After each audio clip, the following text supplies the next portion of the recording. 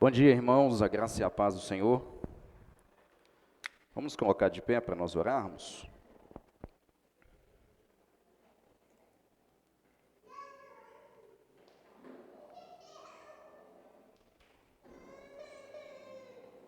Quero convidar você a abrir comigo em Gênesis 2.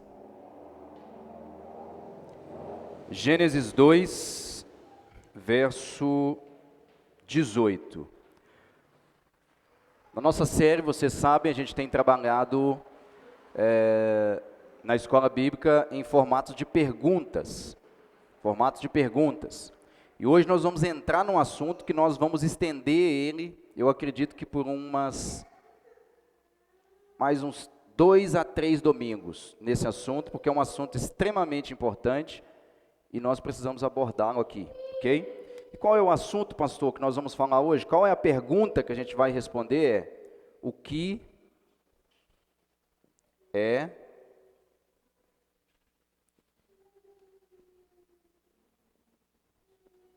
casamento?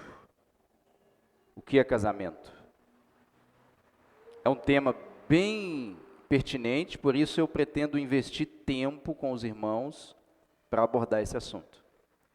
Hoje nós teremos uma introdução apenas, porque o nosso tempo não permite trabalhar esse assunto em um único domingo, é muito amplo. Então eu pretendo ir detalhadamente a respeito dessa pergunta. O que é casamento? O texto base para a nossa reflexão e para o nosso estudo vai ser Gênesis 2, 18 a 25. Evidentemente, a partir do momento que a gente vai avançando no assunto, a gente consegue o quê? Ir introduzindo outros textos para fundamentar ainda mais aquilo que nós estaremos falando a respeito desse assunto. Então, Gênesis 2, 18 a 25.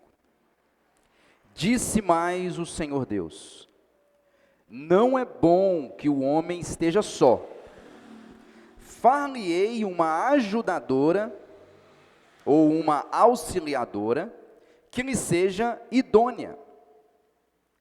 Havendo, pois, o Senhor Deus formado da terra todos os animais do campo e todas as aves dos céus, trouxe-os ao homem para ver como este lhe chamaria. E o nome que o homem desse a todos os seres viventes, esse seria o nome deles.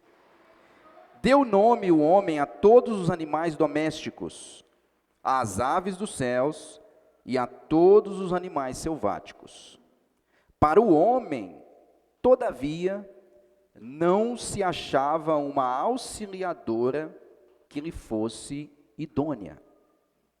Então, o Senhor Deus fez cair pesado sono sobre o homem, e este adormeceu.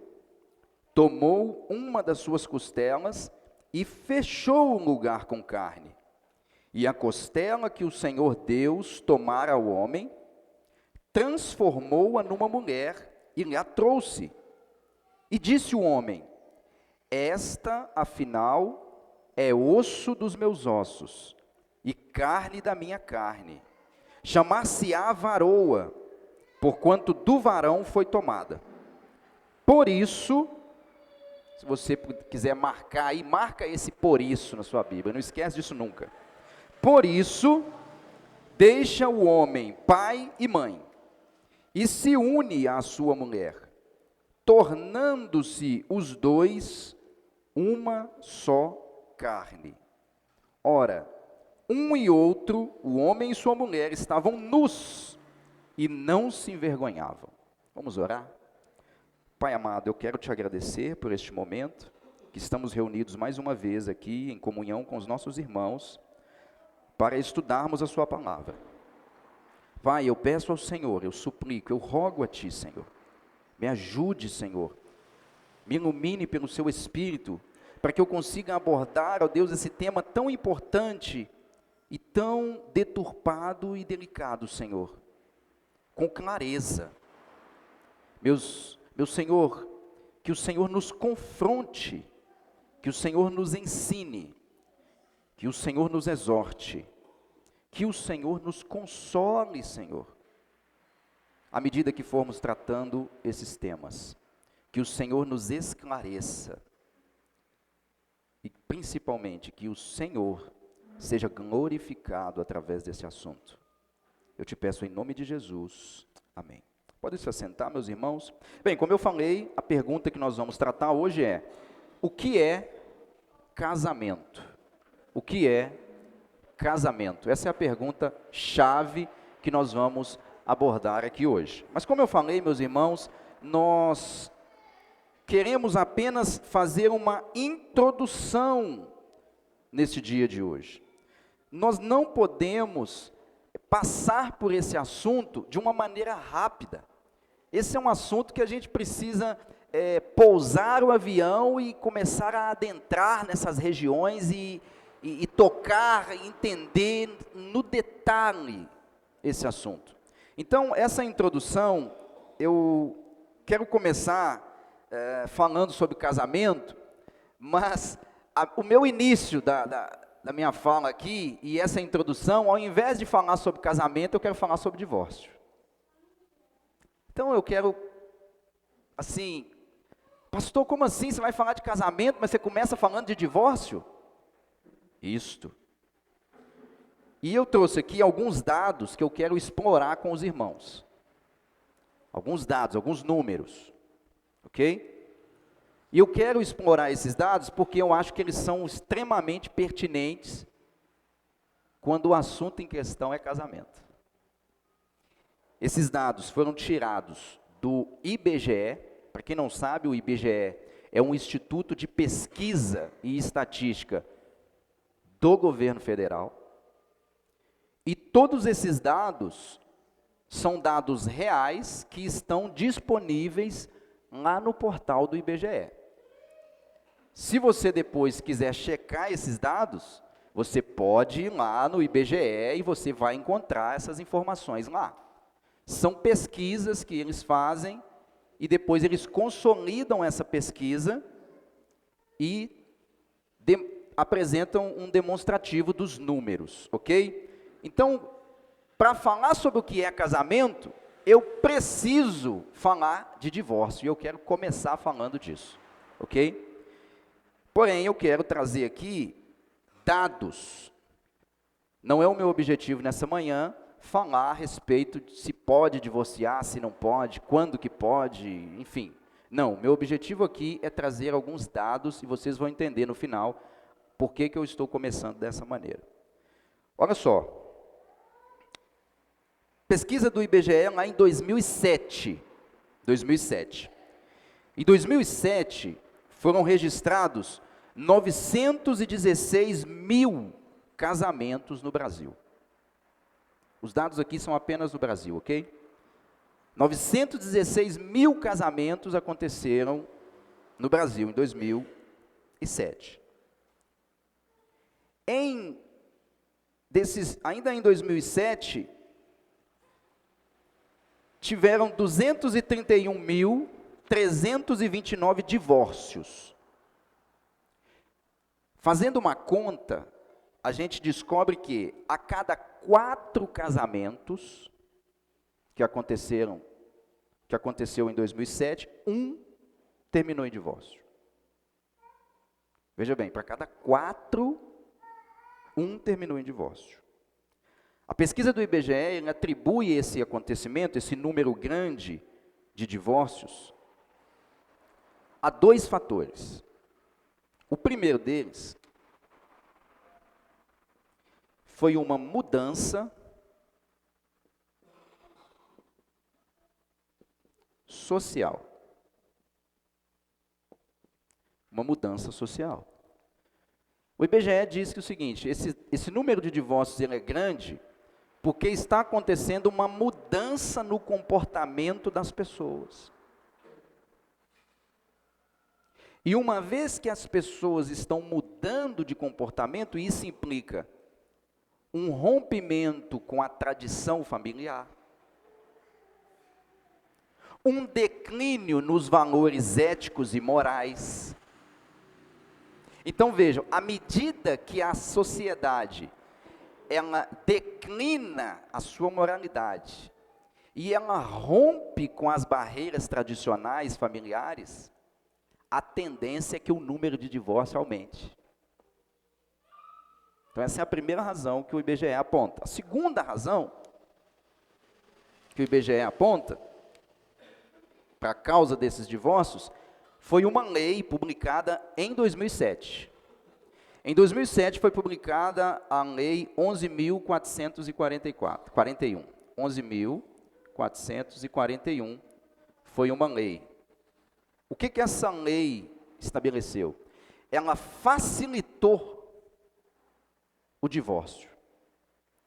Antigamente, antes dessa lei, você só conseguia se divorciar perante um juiz, no tribunal. Então você precisava, se o casal fosse divorciar, ele precisava entrar na justiça com um advogado, os dois. Quando fosse litigioso, o que é o divórcio litigioso? O litigioso é quando os dois não chegaram num consenso. E aí um quer matar o outro, e aí eles precisam, cada um ter um advogado e ir lá na frente de um juiz, para o juiz definir a situação. O consensual, que é aquele onde o casal está separando em paz, não tem partilhas de bens, enfim, não tem filhos, é aquele divórcio que a pessoa pode, de repente, o casal pode usar apenas um advogado, e um advogado faz o trâmite.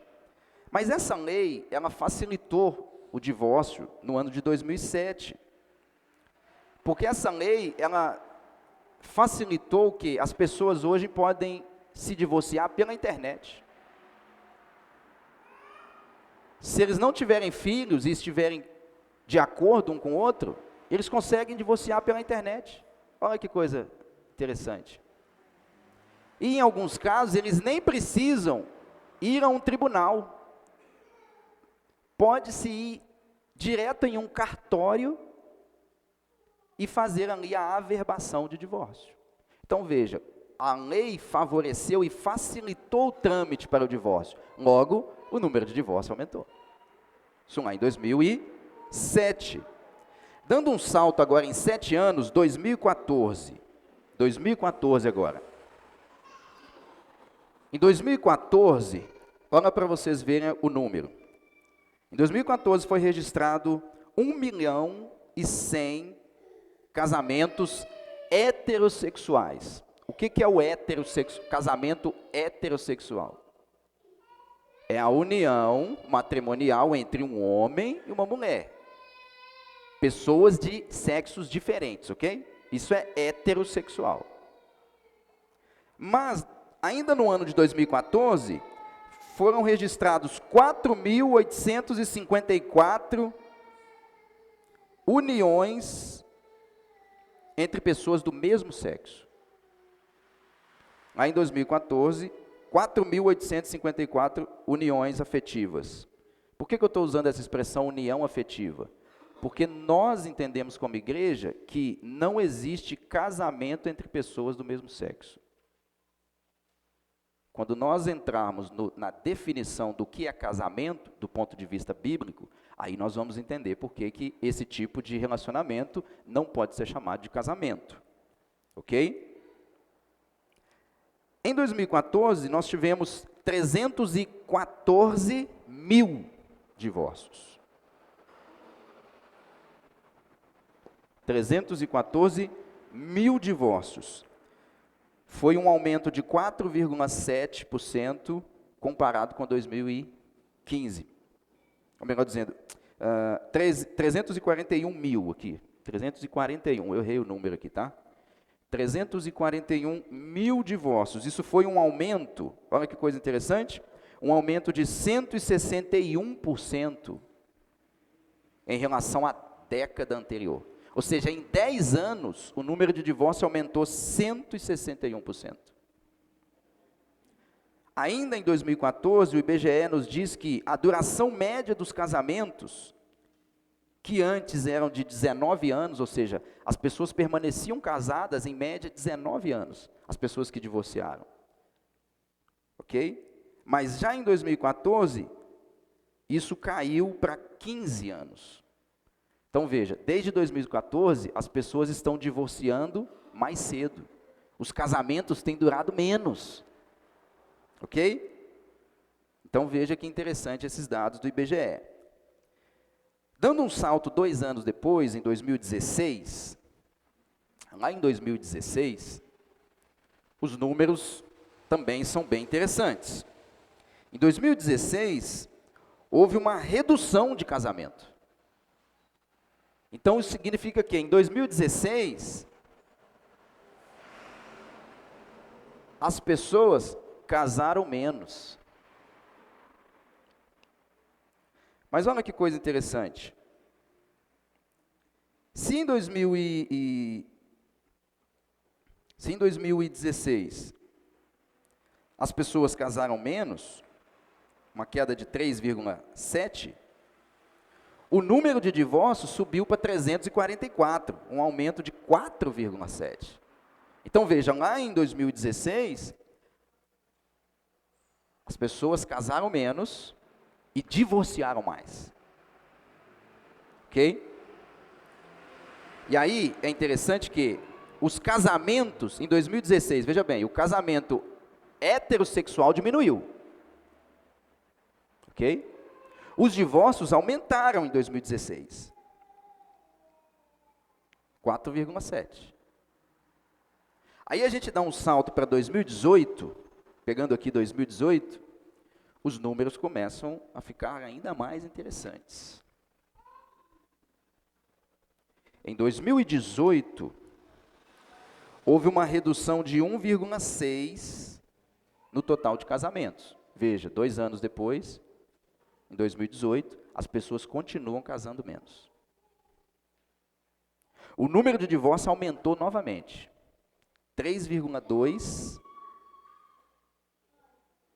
Foram 385 mil divórcios em 2018.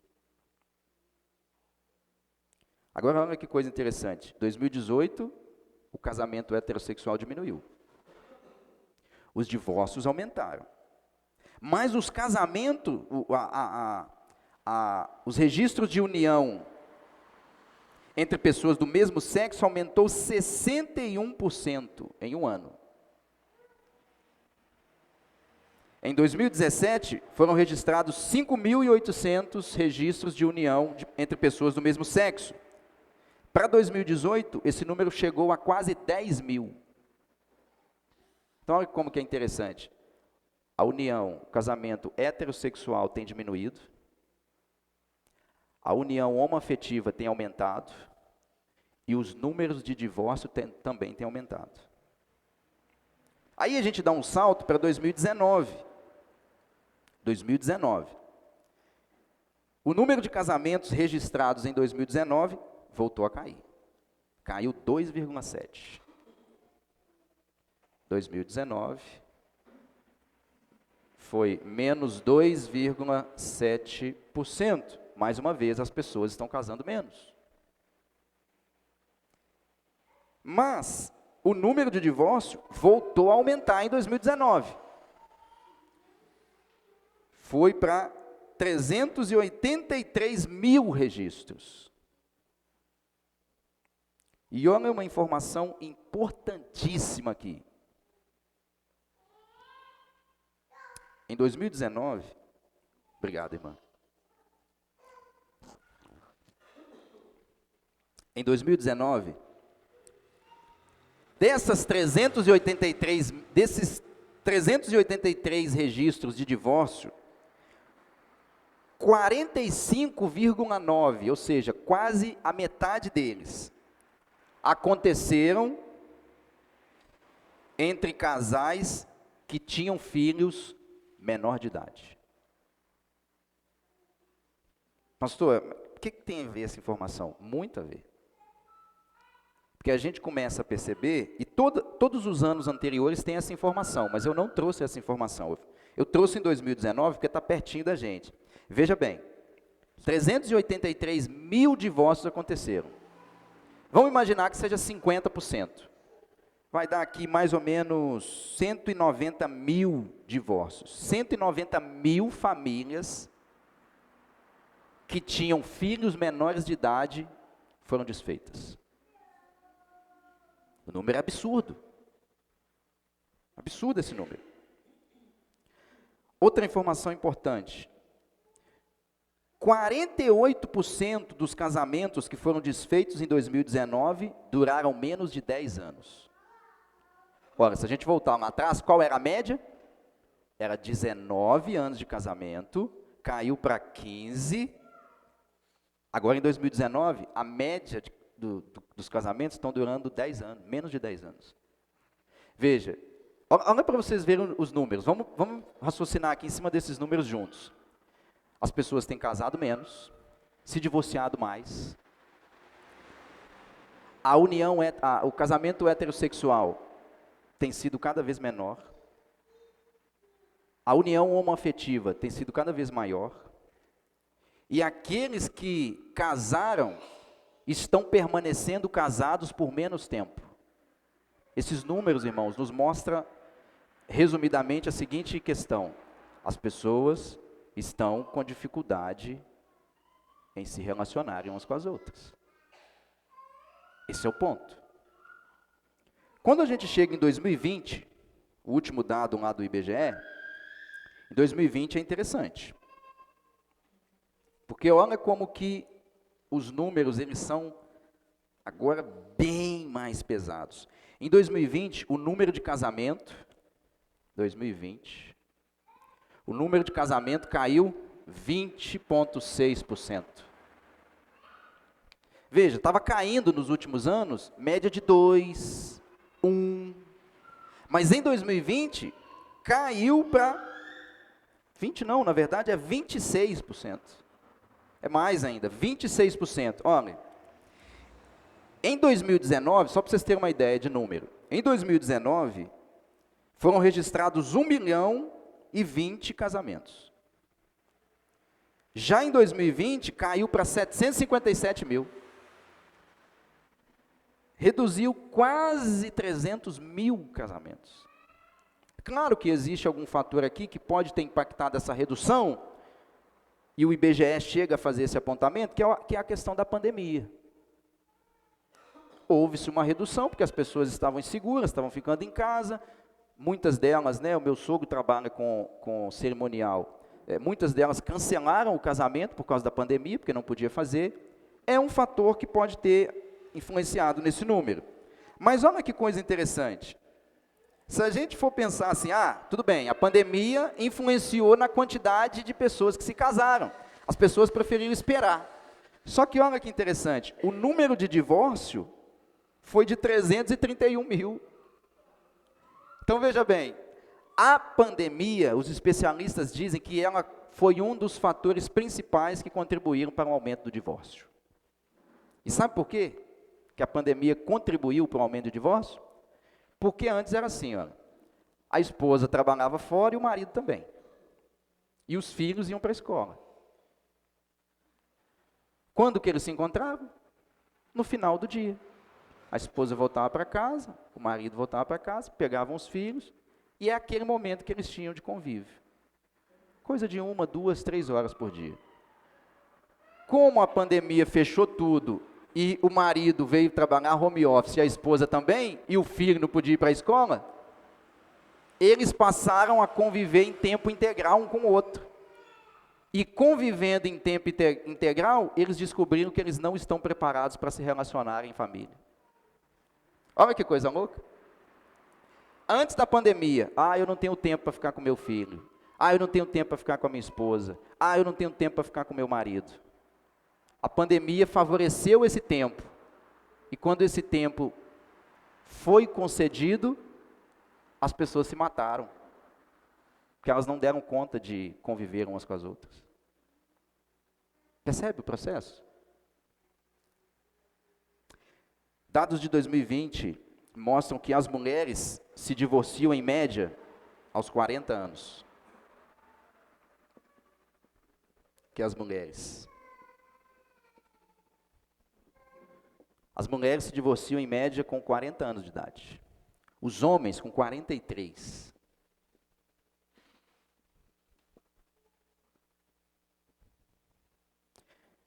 E eu acredito que a tendência é que isso diminua.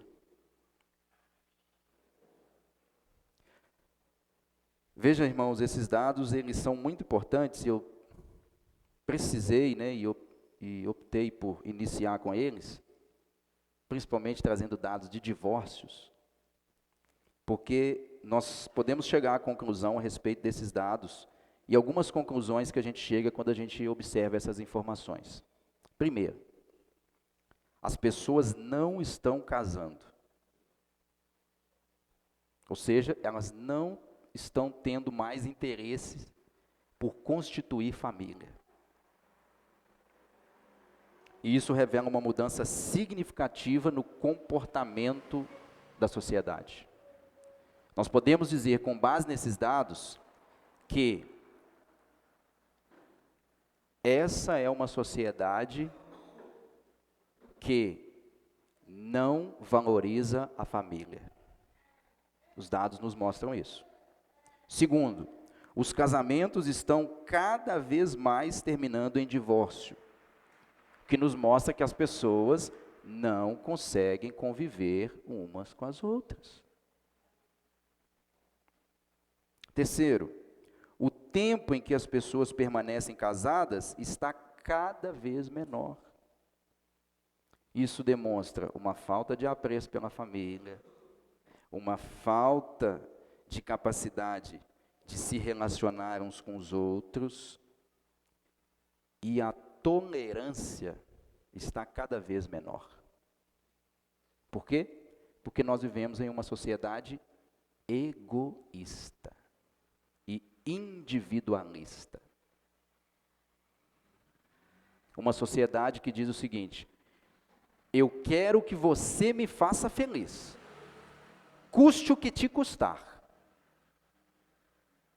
E ai de você se não fizer isso. Eu te troco por outro ou por outra, num piscar de olhos. E pior ainda, ai de você se não me fizer feliz. Mas não cobre de mim felicidade. Você existe para satisfazer a mim. Eu existo para me satisfazer através daquilo que você me dá, e não para te satisfazer. Olha que coisa interessante. Quanto mais a sociedade se torna individualista e egoísta, mais a família perece. Quarto ponto que os dados nos mostram.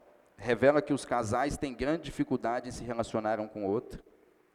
Quinto, há uma tendência de aumento da união entre pessoas do mesmo sexo. E uma conclusão importantíssima aqui, que eu acho que vale a pena a gente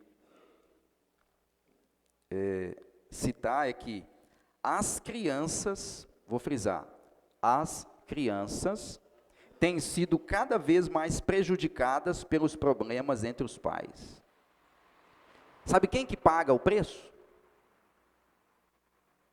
Dos entre aspas, adultos que não dão conta de conviverem juntos? Os filhos.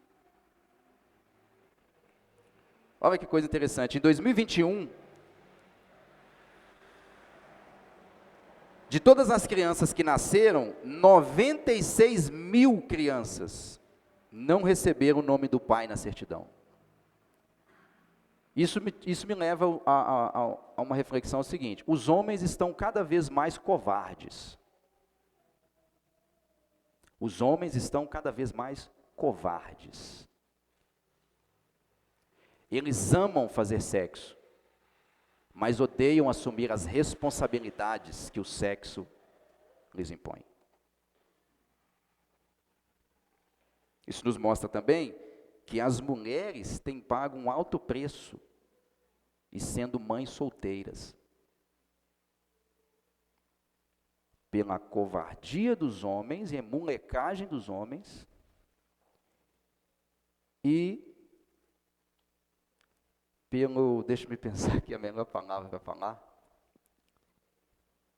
pelo fato de muitas mulheres estarem sendo descoladas demais.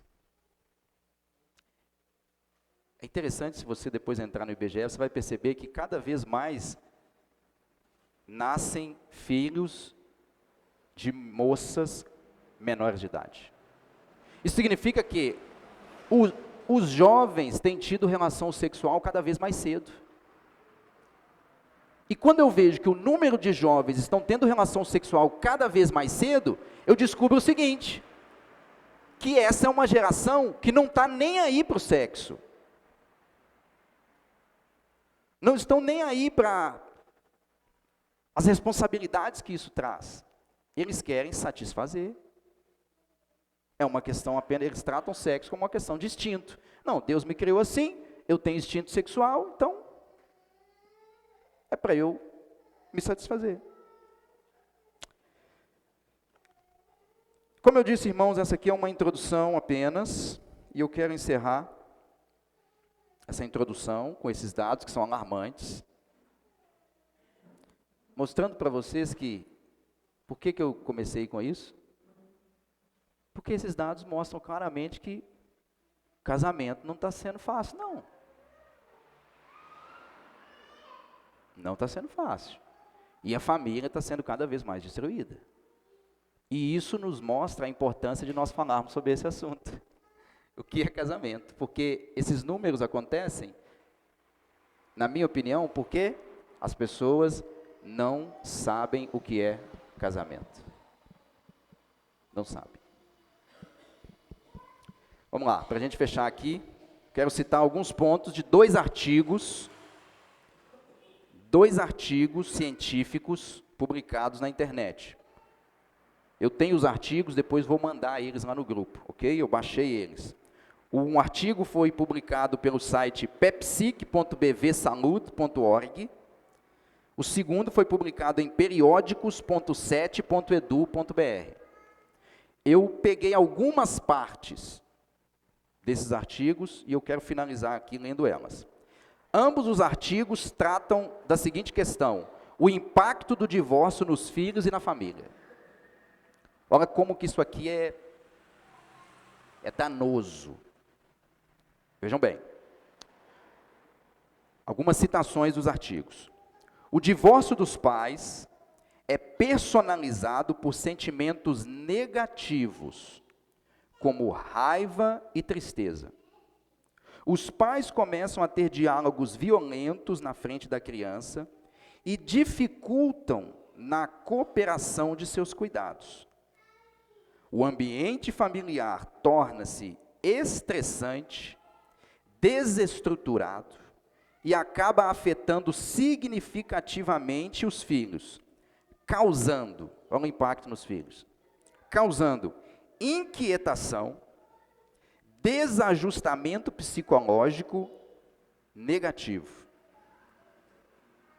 Afetam a qualidade de vida das crianças, ocasionando desempenho escolar prejudicado, transtornos de ansiedade, mudando, olha só que coisa interessante, mudando o olhar da criança sobre o amor e os relacionamentos.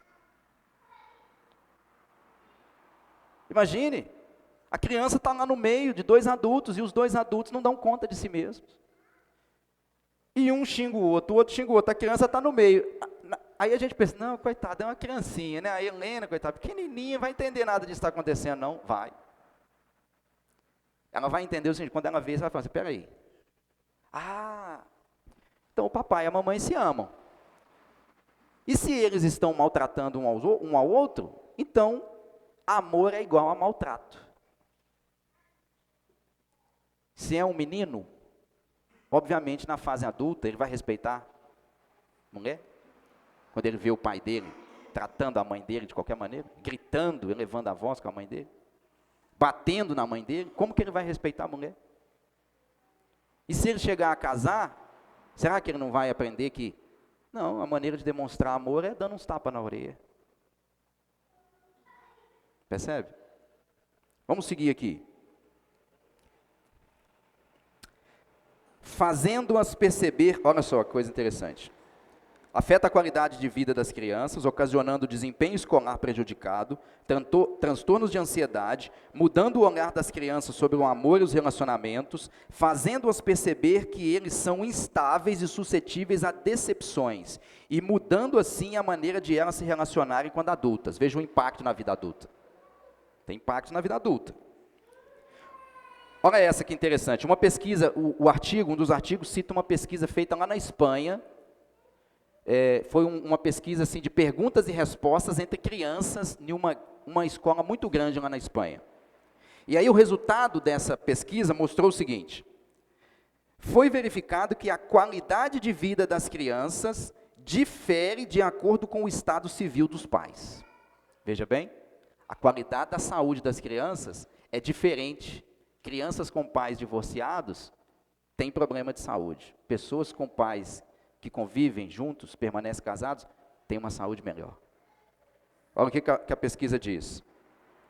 Foi verificado que a qualidade de vida das crianças difere de acordo com o estado civil dos pais.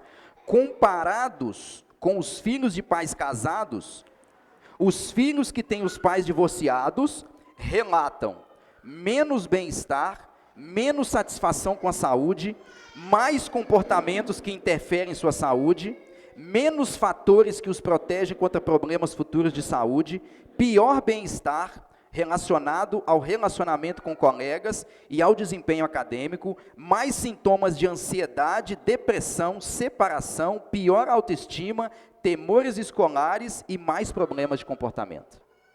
Tem impacto ou não? Os pais agindo de forma agressiva ensinarão aos seus filhos que esse é o modo correto de lidar com a raiva. Sabe o pai que grita com o menino? Ah! Ele está ensinando para o menino que é assim que lidar com a raiva. Filho, é o seguinte, quando você estiver nervoso, você faz igual papai e mamãe. Você abre o verbo, entendeu? Você estressa, chuta, joga coisa na parede, é assim que lidar com a raiva. Percebe o processo? Crianças menores têm menos dificuldade em se ajustar às regras familiares estabelecidas pós-divórcio. Olha que coisa interessante. Quem tem menos dificuldade em se adaptar pós-divórcio? As crianças mais novas, os bebês, né, a Helena, a Esther, o Noah não, que já está crescidinho, né? As pessoas mais novas, as crianças mais novas, elas têm mais facilidade, não é que é fácil para elas, mas elas se adaptam mais fácil. Agora olha só que interessante, porém, os filhos adolescentes e jovens adultos vivem conflitos envolvendo lealdade e raiva em relação aos pais. Principalmente o pai, mesmo que este não tenha sido responsável pelo início da separação. Essa informação desse artigo é fundamental, porque ela mostra o seguinte: a figura paterna é fundamental numa família. É fundamental. Veja que ele está dizendo aqui, que os adolescentes e os filhos mais velhos, eles passam a alimentar ódio pelos seus pais, por terem separados, e principalmente o pai, mesmo que o pai não tenha sido culpado pelo divórcio. Percebe? A figura paterna é fundamental em uma família. E daí o pastor Marco mandou e tem mandado muitos materiais para os homens, sobre o que é ser homem. Porque nós vivemos uma crise de masculinidade. Homens, né, entre aspas, que são do sexo masculino, vocês entenderam o que eu estou dizendo, mas se comportam como meninos,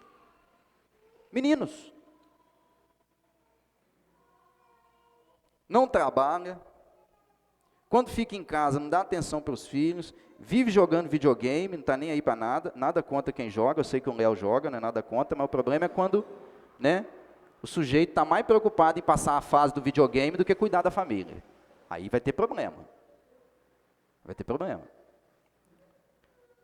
não sustentam, não provê confiança para suas esposas, não provê afeto emocional para suas esposas, não dão suporte às suas esposas nas atividades da casa, com os filhos. Gente, pelo amor de Deus, lá fora tudo bem, né? Mas aqui dentro, irmãos, homens aqui, vamos tomar vergonha na cara, né? Pelo amor de Deus, né?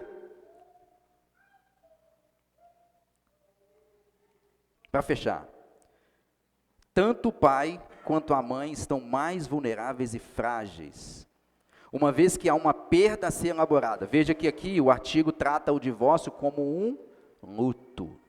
Não é fácil passar por um divórcio. Nossa. Misericórdia. Misericórdia. Há uma perda a ser elaborada e inúmeros sentimentos não são compreendidos, além de aspectos práticos a ser resolvidos. Esse ponto de ilustração, presta atenção aqui, pai e mãe. E eu sei que nós temos pessoas aqui que são divorciadas, ok? Presta atenção nisso aqui. Esse ponto pode ser ilustrado pelos casais que chegam às varas da família para homologar sua separação, seja por consenso ou para discussão em ação litigiosa, e apresentam um sentimento de perda ao falharem no casamento, sentindo-se profundamente fracassados. Em resumo, o que ele está dizendo? O divórcio produz nos cônjuges um sentimento de fracasso. Fracasso. E as pessoas estão cada vez mais divorciando. Em outras palavras, elas estão cada vez mais se destruindo. Elas estão cada vez mais fracassando. Por quê? Porque não compreende o que é casamento. Irmãos, nós vivemos em uma sociedade que perdeu toda e qualquer noção da beleza de um casamento. Casamento é tão belo, mas tão belo, que a Bíblia chega a comparar o casamento com a relação de Cristo com a igreja. Ah, pastor, mas o meu casamento é um inferno. Lá nós estamos quase nos matando. Alguma coisa errada tem aí, porque das duas uma. Ou a Bíblia está errada ao dizer que casamento é algo tão maravilhoso ao ponto de ser comparado com a relação da igreja com Cristo, ou então a Bíblia está totalmente errada. Ou a gente está errado na maneira como a gente tem vivido, na maneira como a gente tem conduzido as nossas relações, ou a Bíblia está errada. Só tem duas opções. Só duas. Então, irmãos, tudo isso aponta para o nosso texto, que nós lemos no início, que diz o quê? Deus quem disse, não é bom que o homem esteja só. Repare que quando você lê Gênesis 1, quando Deus vai criando, o que que diz? Deus cria e ele diz, e viu Deus que isso era bom. E viu Deus que isso era bom. E viu Deus que isso era bom. A primeira coisa que Deus vê que não ficou bom foi o quê? Solidão. Ele falou, não é bom. Isso aqui não é bom. Não é bom que o homem esteja só. Então, irmãos, eu encerro aqui. Na semana que vem, nós vamos dar continuidade e vamos começar a entrar na Escritura e ver por que o casamento é belo. E nós vamos tentar ver essa beleza no casamento, para que eu e você consigamos ter de um lado como está o nosso casamento agora e o que a Bíblia propõe. E a partir daí, meu irmão, você vai ter que saber o que você vai fazer com isso. E é bom também que tem pessoas aqui jovens, solteiras, né, que precisam participar disso aqui para entender quando elas encontrarem, né, um parceiro, uma parceira para se unirem, elas vão conseguir o quê? Ter parâmetros para comparar. Entende? Porque hoje o parâmetro que as pessoas usam é o quê? Ah, eu gosto. Eu gosto. Ah, fulano, pessoa dos meus sonhos. A pessoa do seu sonho só existe no seu sonho, ok? Ela não existe. Só no seu sonho. E sonho não é realidade. Perguntas? Comentários? Microfone, please. A paz a todos.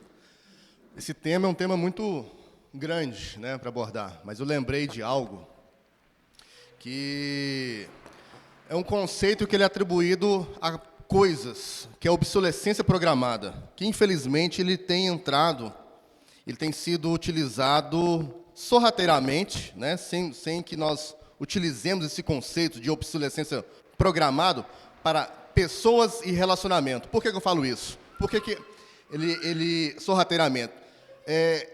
Vem de outros conceitos que a mídia, que a comunidade, o período de modernismo, né, vem lançando para o casamento, para as pessoas, que, se não te faz feliz, abra mão. O movimento palmada não. O movimento do empoderamento feminismo, né, o radicalismo, o extremismo, o movimento masculino red pill, o movimento, isso tudo contribui para que eu olhar para tanto casamentos já antigos, de mais de 20 anos, quanto para pessoas que estão pensando em casar, ou na verdade nem pensam em casar, apenas falam assim, opa, vou juntar aqui e ver o que dá. Se não deu certo, se isso não está me fazendo 100% feliz, se o outro não está vivendo para mim, para me fazer feliz, abro mão. Então, aí entra a obsolescência programada. Se programou algo que era para ser duradouro, que Cristo, que Deus criou, falou assim, olha, isso é eterno. Não, agora não. É programado para acabar. Perfeito. Não te faz feliz? Abra mão. Isso é um fator, como nós falamos aqui, da mudança no comportamento da sociedade. Antigamente, o meu pai é formado em técnica de eletrônica. Então, ele consertava a televisão. Então, vocês vão lembrar aí, antigamente, se a sua televisão ela estragasse, você não comprava outra. Você levava na oficina, a pessoa ia arrumar para você e você voltava com ela para casa. Mas houve essa revolução na sociedade em que os bens, eles não são feitos para durar. Então, se a sua televisão ela estraga, o que você faz? Você não leva para o conserto. Você joga ela fora e compra outra. Se a sua geladeira estraga, você joga ela fora e compra outra. Você não chama o técnico. Isso reflete uma mudança na sociedade. E veja como que isso entra na questão dos relacionamentos, né, do casamento. Se você hoje não conserta a televisão, mas joga fora e compra outra, você não conserta casamento quando você tem problema. Você joga ele fora e arruma outra. Percebe? Essa questão que o irmão Léo falou sobre a sociedade é interessantíssima, porque se a gente voltar anos atrás, a família não era só para os cristãos, né? A formação da família era algo lindo, né? A pessoa casar, tanto que as pessoas casavam mais novas, né? Era algo maravilhoso. E hoje isso não existe na sociedade, nem no mundo e nem no mundo cristão. Né? Isso se perdeu em algum momento. E o resultado disso é que nossas crianças estão crescendo com uma referência de família que não existe. Né? A gente pode ver aí, por exemplo, você falou da questão do divórcio, né?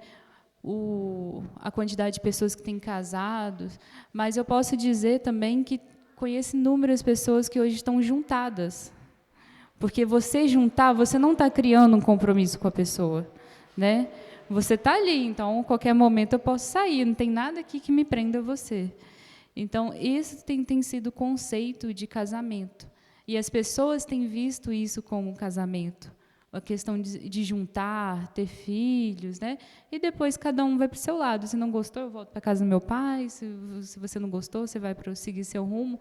E as crianças têm vivido assim, né?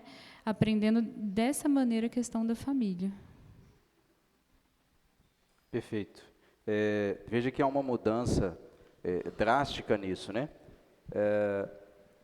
As pessoas estão juntando cada vez mais. Uma pessoa que se ajunta, e aí é o ditado popular, né? Juntado com fé, casado é. Só que isso não é bíblico. A Bíblia chama isso de fornicação. Inclusive, ela fala que isso é pecado. Está amaziado. Veja como que a Bíblia faz uma distinção entre o conceito mundo e o que ela diz, o que é casamento. Então existe essa mudança na sociedade de uma maneira gigantesca. E aí eu vou além. Tem muitos casamentos que as pessoas estão tão frustradas no seu relacionamento que elas não aceitam que outros deem certo. A pessoa ela tem uma experiência tão negativa de casamento que você vai conversar com ela, tudo dela é o seguinte: não, mas não casa não. Sabe aquela pessoa que você fala, não, eu vou casar amanhã. Você está ficando é doido, você é nova ainda, Ruth, não faz isso não. É como se o casamento fosse acabar com a vida da Ruth, entendeu? Tipo assim, Ruth, aproveita, transa, bebe, curte.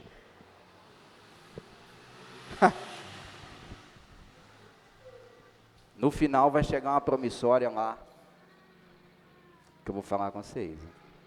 Vai custar caro demais. Então a pessoa, você vai casar, você está nova, não faz isso não. Ih, acabou com sua vida, casou nova demais. A pessoa quer pegar a experiência que ela tem, o fracasso que ela está tendo, e ao invés dela acordar para a vida e falar assim, peraí, mas a Bíblia diz que casamento não é assim, tem alguma coisa errada no meu casamento. E trabalhar para resolver, não, ela quer destruir o sonho dos outros de casar. Ela quer, em outras palavras, ela está dizendo o seguinte: a regra de fé e prática é a minha experiência no casamento, não é a Bíblia. Em outras palavras, é uma ofensa contra a própria Escritura. Ô pastor, a paz, bom dia, irmãos. Paz, irmão. Eu mesmo, no casamento meu com a Bárbara, se a gente fosse escutar pessoas aleatórias, nós não estaríamos casados hoje. Perfeito. Né? E hoje, eu uso um pouco do que nós passamos para ajudar outras pessoas. E sim, eu falo com as pessoas, gente, se vão casar, pensa muito bem que o casamento é um só. Você não vai ter volta. Olha bem a pessoa, escolhe bem, ora para Deus, para ver se aquela pessoa não olha a condição financeira, porque isso aí não vai durar seu casamento, né? Porque tem um alto índice de pessoa com alto poder aquisitivo que está se separando também, não é? É tudo pautado na palavra de Deus mesmo, é seguir direitinho. Converso muito com a Ruth e o Davi, né? O senhor acompanhou, eu e a Bárbara, pegou boa parte da nossa dificuldade que nós tivemos, e hoje sim eu uso para várias pessoas mais novas que a gente também, que está pensando em casar. Eu falo, gente, não é fácil, mas não é fácil mesmo, é uma luta diária, e eu falo agora para as mulheres, né, porque hoje eu posso falar que ela é o meu apoio. Quando ela está firme lá dentro de casa, lá, eu vou para a rua, disposto a matar e morrer pela minha família. Né? E quando uma mulher não está desse jeito dentro de casa, o homem fica muito ruim, vai capengando mesmo, qualquer um pisa nele e acaba com ele, entendeu? Então assim, as mulheres estão ali, ela é literalmente, depois de Deus, ela é o pilar do homem, porque é o calcanhar de Aquiles do homem, porque se a mulher não estiver legal, o homem não vai pisar, ele não vai caminhar. Perfeito. Bem colocado, né? Eu posso dizer, como o Jacques citou ali, a Bárbara e o Jacques hoje são outras pessoas. Já falei, inclusive, isso para vocês, né? São outras pessoas. Eles nasceram, eles mudaram da água para o vinho. Pois, quem quiser, pode conversar com eles podem contar um pouco da história deles. Então, vejam uma coisa que o Jackson falou, importantíssima. Cuidado com quem você conversa a respeito de casamento. Não é qualquer um que está apto a te aconselhar em questões matrimoniais. Tem pessoa que, se você for aconselhar com ela, como eu falei, ela tem uma experiência péssima de casamento, ela está irada, e ela vai falar assim, não, eu se eu fosse você, não aguentava isso não. Eu se eu fosse você, largava esse homem, se eu fosse você, largava essa mulher, e tal, porque, não dá certo não. Mas espera aí, mas ele não é você, entende? E o casamento dele não é o seu casamento. Então, toma cuidado com as pessoas com quem você coloca para te aconselhar, toma cuidado com quem você anda, né? Tenha cuidado com as amizades que você tem, porque como diz aquele ditado, né? Galinha que acompanha pato, morre afogado. Então, é isso. Mais alguém? Podemos encerrar? Semana que vem nós vamos avançar no assunto.